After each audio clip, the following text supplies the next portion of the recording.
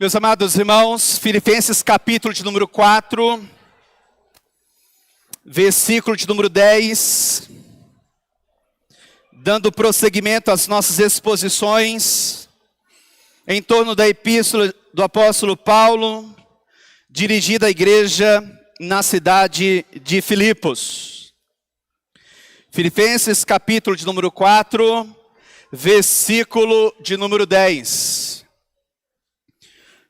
Um texto curto, mas extremamente rico, belíssimo em toda a sua estrutura.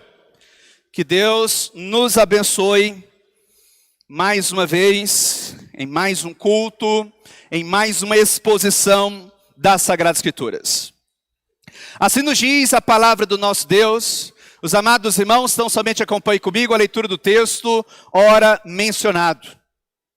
Alegrei-me sobremaneira no Senhor, porque agora, uma vez mais, renovastes a meu favor o vosso cuidado, o qual também já tinhais antes, mas vos faltava oportunidade. Que Deus nos abençoe, que Deus continue falando poderosamente ao nosso coração. Meus amados irmãos, na medida em que eu e você começarmos a cavucar o texto ora lido, precisaremos ter em mente algumas verdades. Verdades que saltam das entrelinhas estruturantes do versículo lido. Que verdades são estas? A primeira delas, a alegria cristã, a alegria que é construída em Deus, independe das circunstâncias terrenas. Lembremos-nos sempre de que a epístola de Paulo aos Filipenses, ela ficou conhecida no corpo das epístolas paulinas, e por que não dizer na história da igreja, como a carta da alegria ou a epístola da alegria. Isso por quê? Porque a expressão alegria em seus correlatos vai aparecer por diversas vezes ao longo destes 4 curtos capítulos que estruturam a epístola em questão. E mais uma vez, na noite de hoje, eu e você encontraremos o apóstolo Paulo falando aos crentes filipenses sobre alegria. E esta alegria independe das circunstâncias terrenas. Ela vai se mostrar mais precisamente em uma vida que se refaz, que se constitui, não segundo os padrões mundanos ou do mundo que nos cerca, mas segundo aquilo que está posto no coração de Deus, descortinado para todos nós nas páginas das Sagradas Escrituras. Mas também, na medida em que eu e você adentrarmos ao texto em questão, precisamos ter em mente que a alegria cristã está ancorada na ação providencial de Deus, no seu cuidado providencial mais precisamente. E cuidado este que vai se mostrar a partir de diversos instrumentos de provisão. Dentro dessa perspectiva, eu e você, também não poderemos nos esquecer que precisaremos sempre ter um coração grato. A gratidão, ela é indispensável para todos nós na nossa caminhada de fé. Gratidão a Deus, como aquele que é a fonte de toda a provisão, mas também gratidão, ou darmos o devido reconhecimento aos instrumentos de provisão. O que eu e você iremos encontrar, na medida em que nós começarmos a cavucar o versículo de número 10, é justamente isto. Mas também, na medida em que eu e você adentrarmos ao texto ora mencionado, precisaremos ter em mente que a alegria cristã, ancorada na ação providencial de Deus, no cuidado providencial do Senhor, deve nos levar ao reconhecimento de que Deus tem seu tempo. Deus tem o seu momento de agir.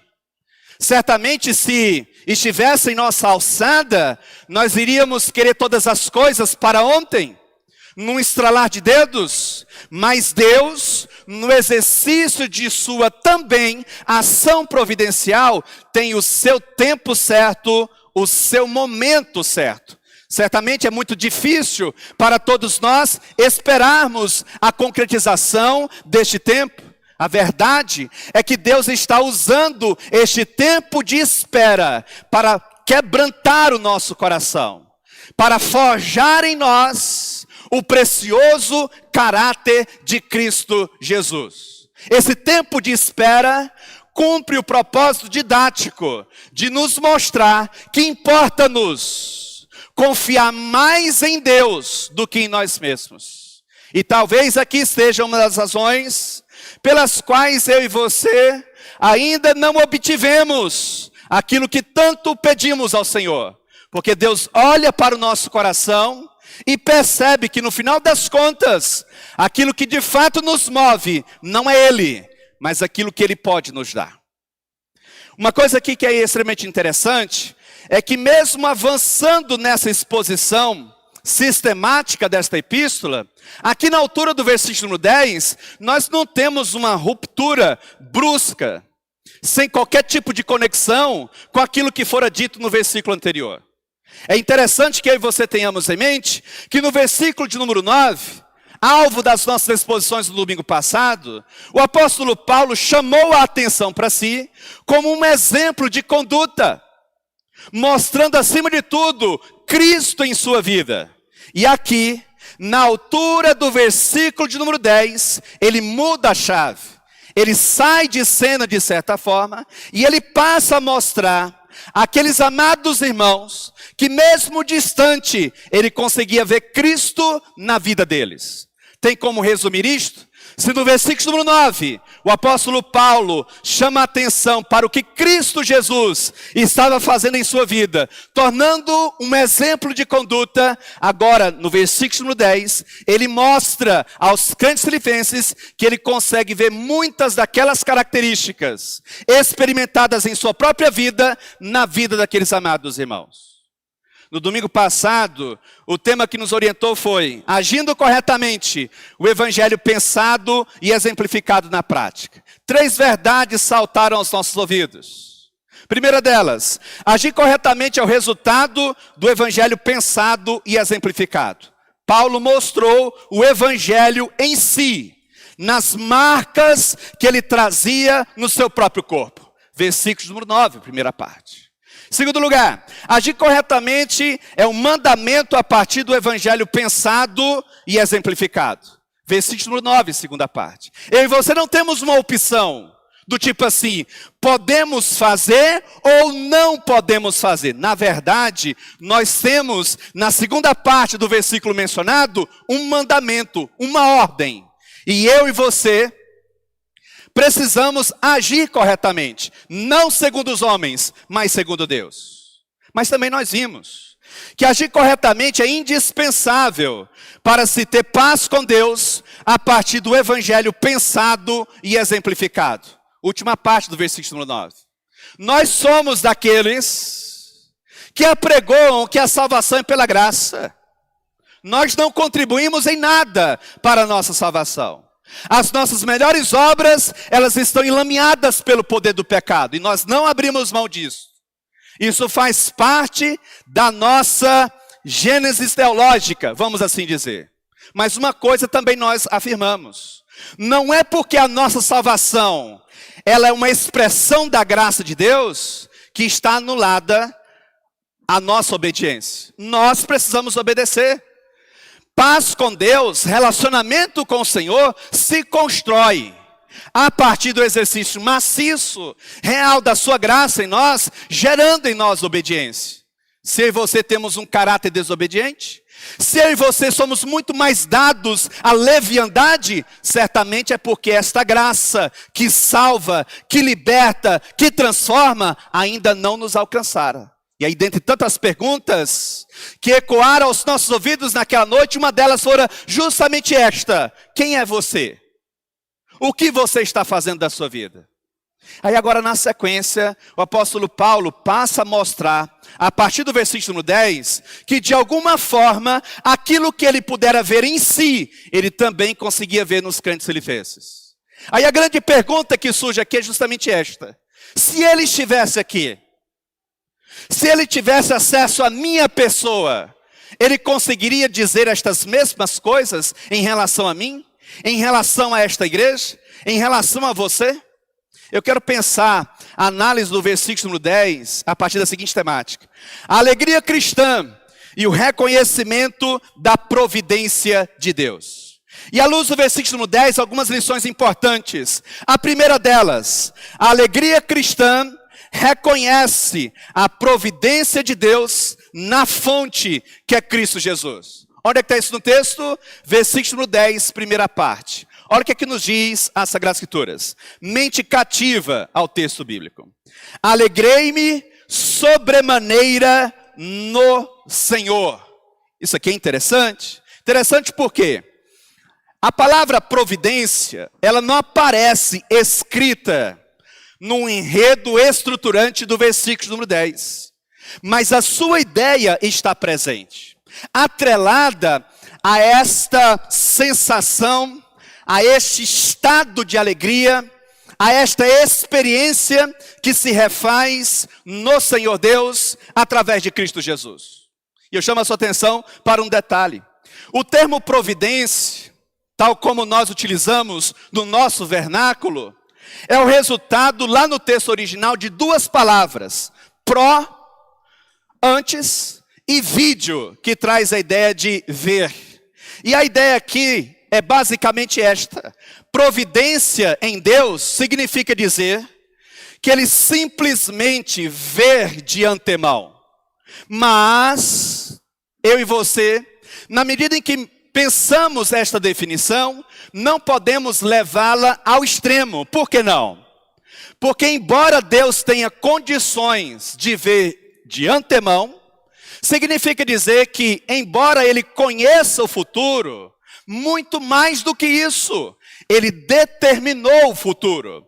Ele conhece todas as coisas, não na perspectiva de ser um observador, mas na perspectiva de ser aquele que administra todas as coisas.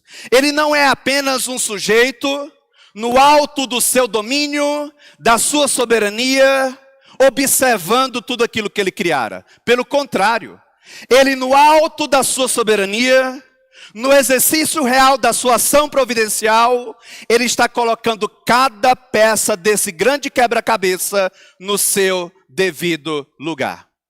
É a obra, portanto, que Deus realiza antecipadamente, ordenando todas as circunstâncias e situações de modo a cumprir os seus propósitos soberanos. Uma coisa é eu e você falarmos de decretos divinos.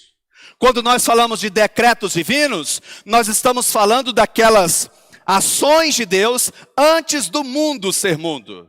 Daquelas determinações de Deus antes de tudo isso vir à existência. E quando nós falamos de ação providencial, nós estamos falando do agir de Deus no mundo criado, fazendo com que todas as suas determinações, diante de mundo ser mundo, venha à existência. Aqui o apóstolo Paulo está convencido de que a sua vida está debaixo do cuidado providencial de Deus.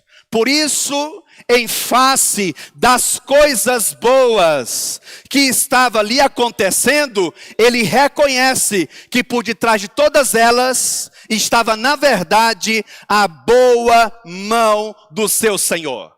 No início do versículo 10, ele não diz: alegrei-me sobremaneiramente ou de modo sobremaneiro em vocês, crentes filipenses. Ele não diz isso. Ele diz: alegrei-me sobremaneira no Senhor. E por que ele diz isso? Porque ele reconhece que todo o bem que estava ali acontecendo tinha no seu Senhor a sua fonte, a sua força propulsora. Muitas experiências, meus amados irmãos, em nossa vida não promovem a alegria do nosso coração. Muitas das nossas experiências particulares geram tristeza em nossa alma, roubam o nosso sorriso, deixam a nossa afeição um tanto que descaída ou coisas do tipo. Mas também muitas das nossas experiências têm o poder de alegrar os nossos corações, alegrar o nosso rosto, alegrar as nossas palavras, o meditar do nosso coração.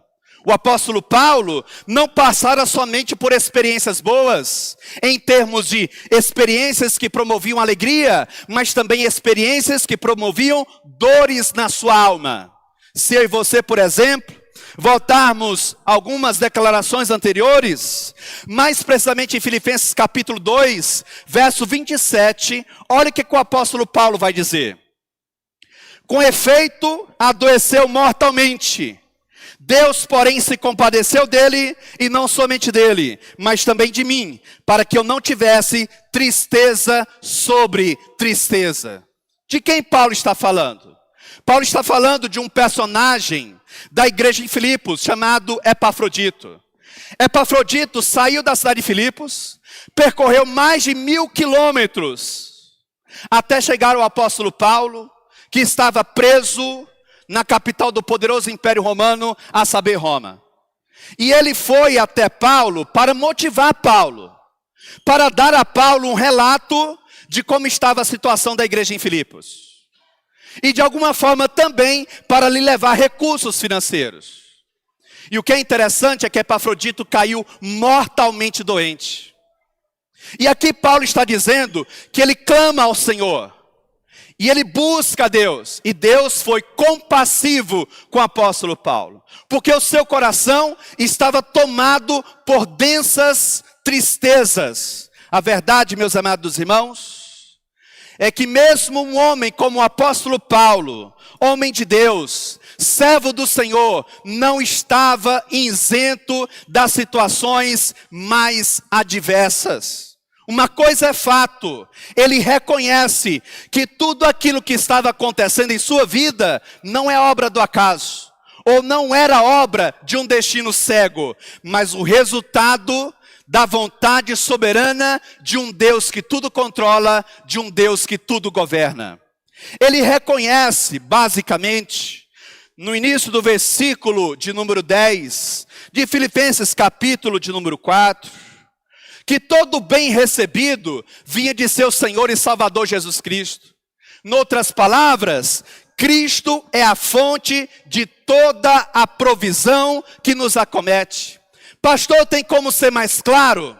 Sabe aquela ideia brilhante que você teve e que mudou radicalmente a sua vida para melhor? Não foi você. Você não é tão inteligente quanto parece ser. Sabe aquele acordo que você fez e que de alguma forma, dentro dos auspícios da legalidade, te trouxe promoção no trabalho? Isso não foi o resultado da tua expertise. Não foi porque você foi mais inteligente, não foi porque você foi mais esperto, é o resultado da fonte de toda a provisão que nos acomete. Sabe aquele momento em que você estava conduzindo o seu carro e de repente você freou na medida certa e no seu frear você evitou um acidente que era visível e perceptível? Não foi porque você é um excelente motorista, não foi porque você é um exímio condutor de automóvel. No final das contas, é o resultado da ação providencial daquele que é a fonte de todo bem que nos acomete. Sabe aquele momento em que você disse sim, quando você precisava dizer sim, e todos ao seu redor estavam dizendo não? Não foi porque você foi mais sábio, mas porque de alguma forma a fonte desta provisão, que é Cristo Jesus, estava agindo graciosamente sobre a sua vida, sobre a nossa vida. Dentro dessa perspectiva, observe mais uma vez a primeira lição destacada na noite de hoje. A alegria cristã reconhece a providência de Deus na fonte que é Cristo Jesus. E quando o texto bíblico nos fala sobre alegria cristã, está falando muito mais do que sorrisos, gargalhadas, brincadeiras. Aqui está em destaque uma vida que se refaz. ou que encontra sentido nas coisas que pertencem ao Senhor Deus, em Cristo Jesus.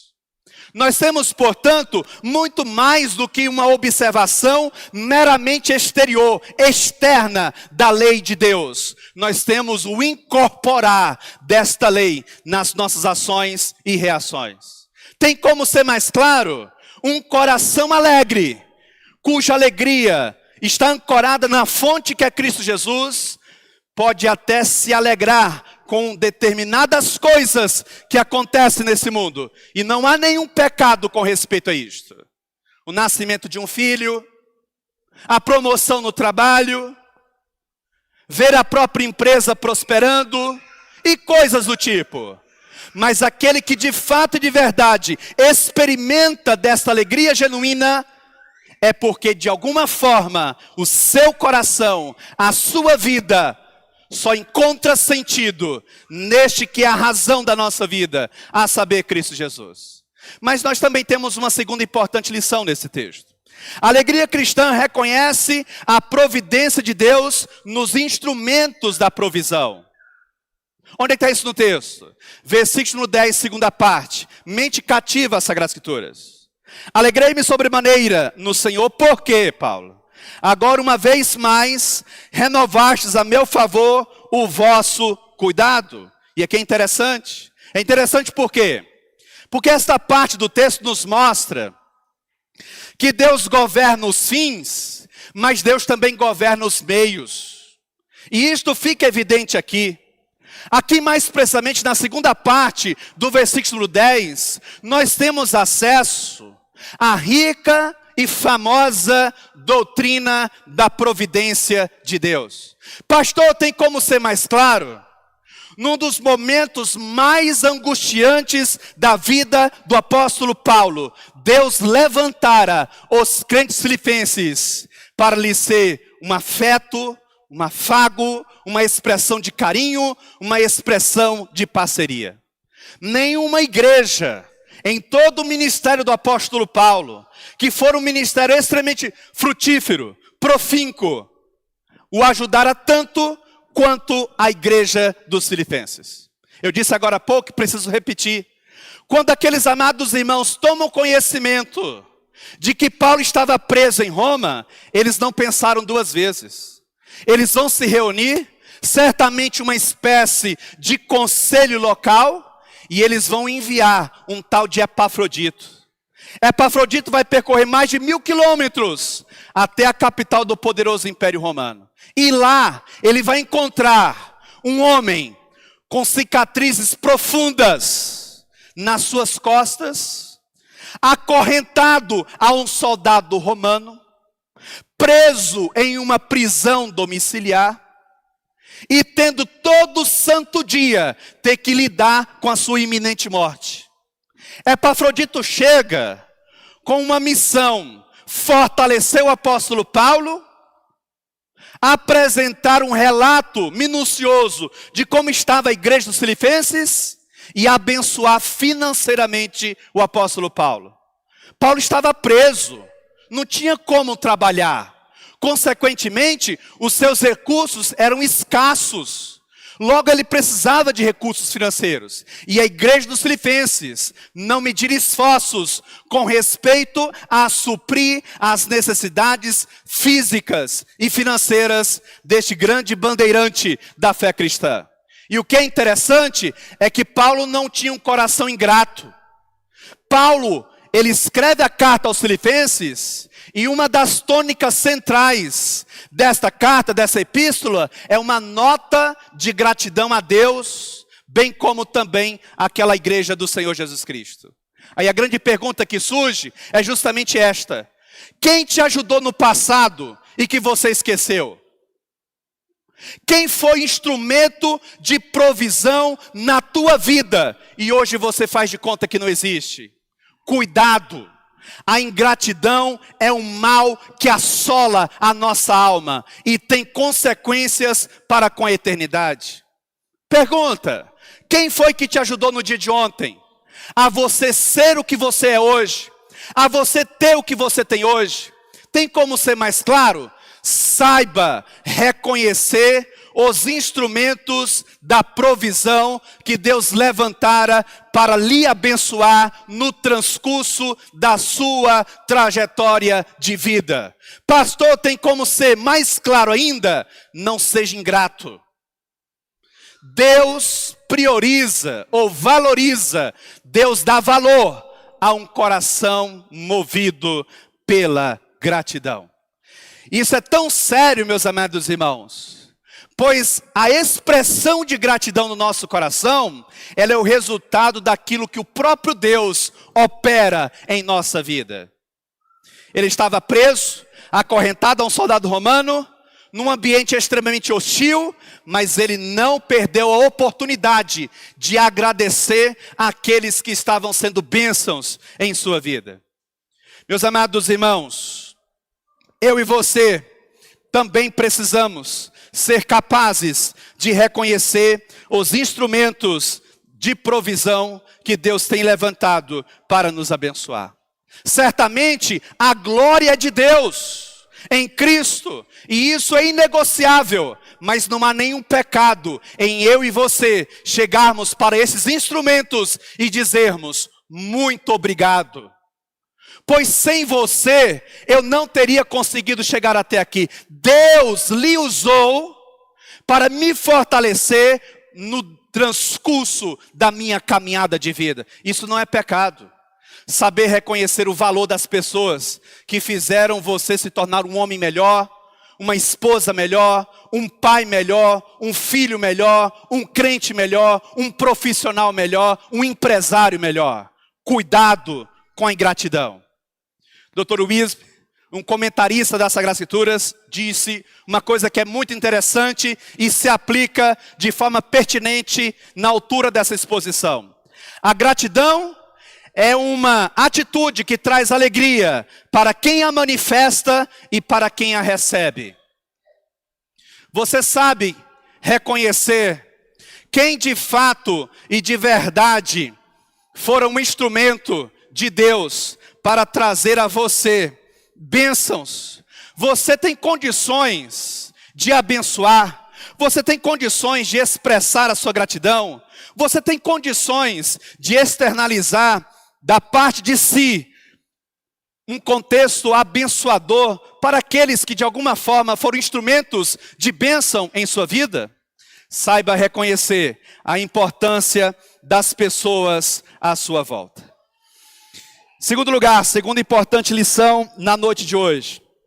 A alegria cristã reconhece a providência de Deus nos instrumentos da provisão. E em terceiro lugar, caminhando para o encerramento, a alegria cristã reconhece a provisão de Deus no tempo destinado para a provisão. Onde é que está isso no texto? Última parte do versículo 10. Olha o que nos diz as Sagradas Escrituras. O qual também já tinhais antes, mas vos faltava oportunidade. Você sabe o que o apóstolo Paulo está dizendo aqui? Basicamente o seguinte: eu sei, crentes filipenses, que se dependesse de vocês, a ajuda de vocês teria chegado muito antes.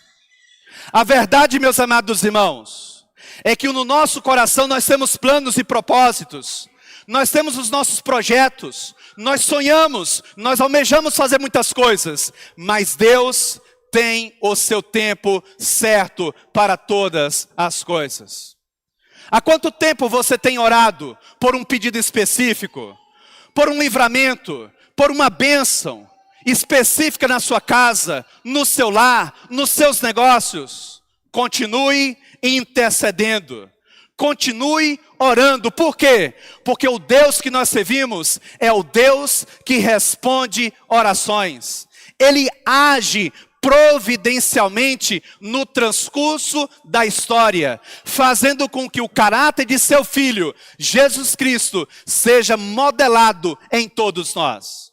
Lembram-se de Eclesiastes capítulo 3, verso de número 1? Lá está escrito: tudo tem o seu tempo determinado, e há tempo para todo propósito debaixo do céu.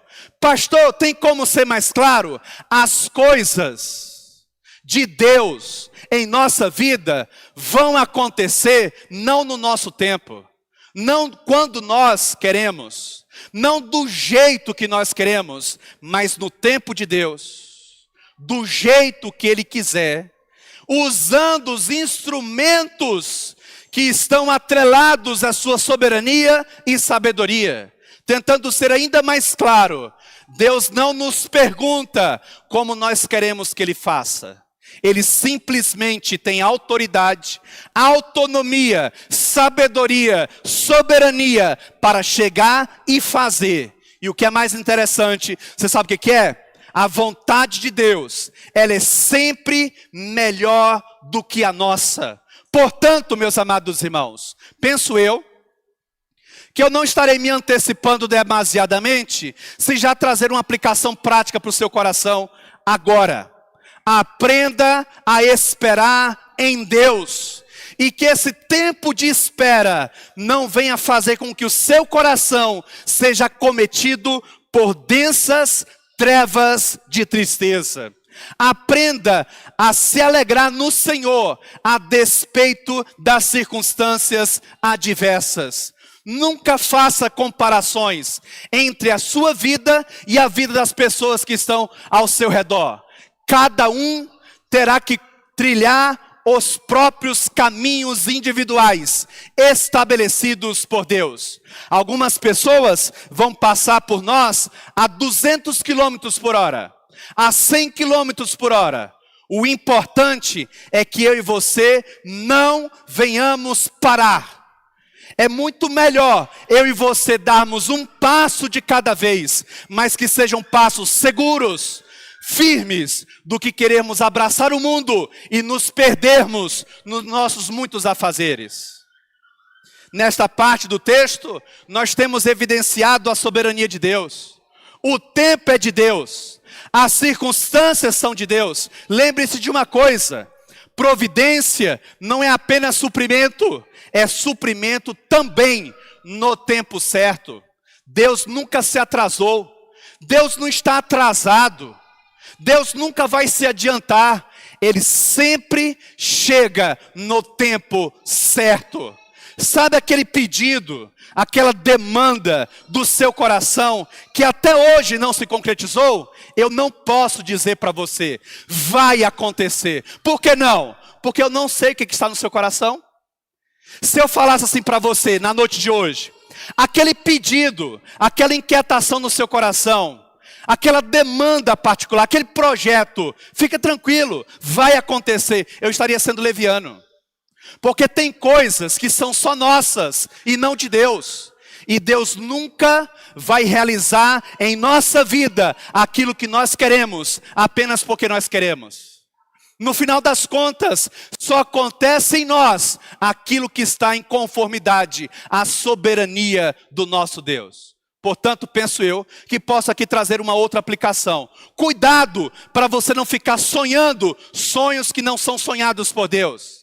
Agora, recentemente, um desses pregadores coaches nos púlpitos da igreja brasileira disse uma coisa que é infundada à luz das Sagradas Escrituras. Ele disse o seguinte: Deus não permitiria que você sonhasse um sonho se Ele não tivesse a intenção de realizá-lo. Mentira. De alguma forma o nosso coração é enganoso. Jeremias 17, 9 e 10. Desesperadamente corrupto, quem o conhecerá? Deus o conhecerá. Cuidado para você não queimar muito combustível. Cuidado para você não queimar muita energia sua, suas ideias, seus talentos, suas virtudes em coisas que não são aprovadas por Deus. Paulo deixa claro que não faltava àquela igreja o desejo de ajudá-lo, mas numa grande parte faltavam-lhes a oportunidade certa. Meus amados irmãos, deixa que eu fazer uma pergunta. Os crentes filipenses eram crentes de fé, sim ou não? Claro que eram. Os crentes filipenses eram crentes genuínos? Nós não podemos dizer todos, mas certamente havia naquela igreja crentes verdadeiros. A epístola em si dá testemunho disto. Mesmo havendo crentes verdadeiros, eles não conseguiram suprir o apóstolo Paulo quando intentaram. Você sabe o que eu aprendo aqui? Não é porque eu e você oramos com fé que Deus vai fazer. Não é porque eu e você estamos pedindo com uma fé intensa que o Senhor vai fazer. A nossa fé precisa estar em conformidade à vontade soberana de Deus. Tentando ser ainda mais específico, os crentes filipenses, movidos por uma fé genuína, tentaram por diversas vezes ajudar o apóstolo Paulo, mas por diversas vezes Deus disse não. E não eram incrédulos, não eram ímpios, era uma igreja amorosa cuidando do seu pastor, e Deus disse não. Então cuidado com essa proliferação de uma fé doentia que se ecoa dos púlpitos da igreja brasileira, que diz aos nossos ouvidos, tentando massagear o nosso ego, tudo o que nós almejarmos ter e alcançar, nós vamos conseguir. Não procede isto à luz das Sagradas Escrituras. Sabe aquela ideia neopentecostal do tipo assim, toca e declara que é seu. Você vai lá na concessionária Ford, tem lá um carrão do ano, 0 quilômetro, 380 mil reais. Você olha na sua carteira, tem R$2. Você não paga nem o pneu do carro, mas movido por um evangelicalismo doente, mentiroso, enganoso, você vai lá e diz o seguinte, eu declaro, ainda este ano, ainda este ano será meu, em nome de Jesus. Ah, se fosse fácil assim. Ah, se fosse fácil assim. Aí os que estão por detrás desse discurso, porque eles precisam se sustentar, eles dizem o seguinte, não, o problema não está no discurso, o problema está em você que não teve fé suficiente. Não funciona assim à luz das Sagradas Escrituras. Paulo está dizendo aqui no final da carta, ou mais precisamente do versículo número 10. O qual também já tinhais antes, mas vos faltava oportunidade. Deus sabe o momento certo. Deus sabe o que está fazendo. Deus nunca desonrou uma pessoa que de fato o teme, genuinamente falando. O Deus que nós servimos é o Deus que abre portas. E é Ele que também fecha portas. O que você está esperando em Deus? Há quanto tempo? Não é porque temos fé que as coisas vão acontecer quando nós queremos. Deus tem o seu tempo de agir. E Ele vai agir. Não é porque eu estou falando que Ele vai agir. Ele vai agir porque Ele disse que agiria. E Ele vai agir não para satisfazer nossa vontade. Ele vai agir para satisfazer a vontade dEle, que é soberana sobre a nossa vontade. Morgan Freeman, muito conhecido por muitos dos seus filmes na grande indústria cinematográfica, atrelado a ele tem uma frase que é muito interessante. Todo dia ele ora, pedindo ao Senhor que a sua vontade possa se encontrar com a vontade de Deus e a sua vontade se sujeitar à vontade de Deus. Aqui talvez esteja uma das razões pelas quais você patina e nunca sai do lugar. Porque no final das contas, você está à procura da tua vontade e não da vontade de Deus. Aqui talvez esteja uma das razões pelas quais você traz sobre si grande amargura, grande peso, grande frustração. Por quê? Porque no final das contas, você está à procura da tua vontade. Você não se dá o trabalho de perguntar qual que é a vontade de Deus para a minha vida. Pastor, tem como ser mais claro? Priorize a vontade de Deus. Nem sempre a nossa vontade está unida à vontade do Senhor Deus. E todas as vezes que isso acontece, nós temos a tendência de nos frustrarmos e sermos tomados por um espírito depressivo. Qual foi o tema da exposição na noite de hoje? Alegria cristã e o reconhecimento da providência de Deus. 3 verdades foram destacadas na noite de hoje. A primeira delas, a alegria cristã reconhece a providência de Deus na fonte, que é Cristo Jesus. Versículo número 10, primeira parte. Em segundo lugar, A alegria cristã reconhece a providência de Deus nos instrumentos da provisão. Versículo de número 10, segunda parte. E em terceiro lugar, a alegria cristã reconhece a providência de Deus no tempo destinado para a provisão. Versículo número 10, terceira parte, melhor dizendo. E ao final, pastor, o que sobra para nós em termos práticos? Em termos mais palpáveis. Eu entendi o que foi dito. Precisamos nos alegrar em Deus, a despeito das circunstâncias. Mas sim, tem como ser mais prático? Eu tenho aqui 3 aplicações práticas para você. A primeira delas, examine a fonte da sua alegria. Você se alegra mais na bênção ou no Senhor da bênção? A maturidade cristã é medida pela localização da nossa alegria. Todas as vezes que nós, como liderança da igreja, estamos a lidar com pessoas imaturas, meninos na fé, meninas na fé, é porque trazem consigo, no seu bojo, uma alegria localizada numa fonte errada. Onde é que está a alegria do teu coração? Você se alegra mais na bênção de Deus ou no Senhor da bênção? Examine você mesmo a fonte da sua alegria. Segunda aplicação prática para todos nós. As provisões que chegam, dinheiro, emprego, cura e coisas do tipo, é Cristo conduzindo toda a nossa história. Acima de tudo, aprenda a ser grato a Deus, bem como a valorizar os instrumentos da provisão usados por Deus. Agradecer e dizer assim, olha, fulano, muito obrigado porque você me ajudou. Isto não é pecado, isto é sinal de hombridade.